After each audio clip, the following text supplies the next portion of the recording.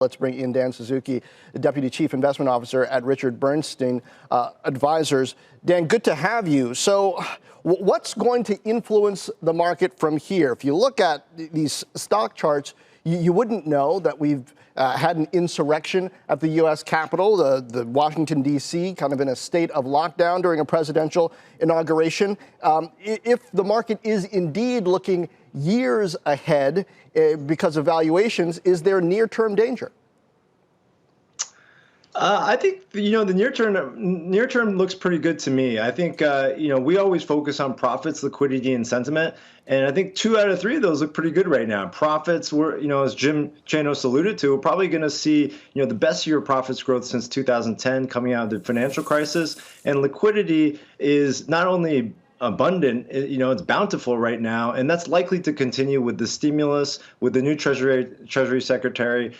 So no end in sight to the liquidity story. So the real fly in the ointment here is sentiment valuation. And I think that you can get some hiccups in the near term around sentiment valuation. But the good thing as investors is it's very concentrated in very specific parts of the market. So you can still have access to this recovery, this opening story. If you want to play stimulus, you can play that. And you can do that without having to focus and leverage your whole portfolio to this narrow focus that's been, the leadership of the market for the last 10 years. Yeah, valuation, that's my big question when it comes to this market. That valuation's high for those who haven't been playing for the past several months and even years. That combined with the fact that you don't have the bond market in the same way that you used to go to for protection. So where do you go if you're looking to be perhaps a little bit conservative in your bullishness?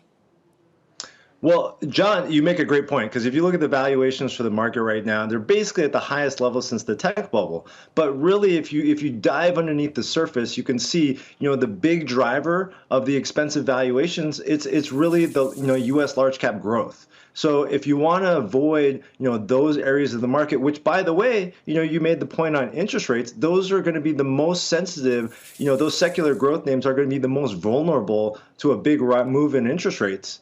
You can just avoid both the interest rate risk and the valuation risk by buying the rest of the market, which we think, by the way, is going to be, show earnings growth that's going to be even better than those secular growth names, right? Because as we come out of the recovery, you want to buy the stuff that's recovering. To tech's credit, they did so well that there's no earnings to recover. Whereas you look at the recovery trades that Jim Chanos is talking about, they're still very depressed, and there's a lot of room to recover. And I think the Biden story, whether it's stimulus or just the fact that we're going to do a better job, containing the virus and getting everybody vaccinated, that all bolsters those group of stocks, which are really the deep cyclical value sectors. Shepard Smith here. Thanks for watching CNBC on YouTube.